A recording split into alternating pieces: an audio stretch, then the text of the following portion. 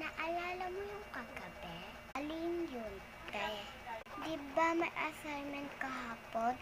May tayo grupo, assignment project. Oo, te, bakit? Dapat tayong nagawa kasi kahapon nag-my day ka na sa SM ka.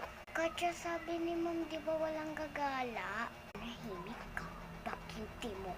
Pag sinahimik ka dyan, wag na ka susuntukin, ma'am. Kung hindi, mayayari ka sa akin. Ay tayo magkagrupo.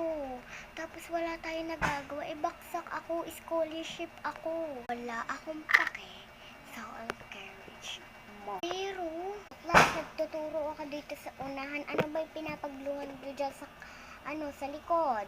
Jesha, Miss Connie. Kung mangyari ka sa akin. Pero hindi pwede ako bumaksak. Himik ka dyan. Ikaw, ba't mo to inaanong bestie?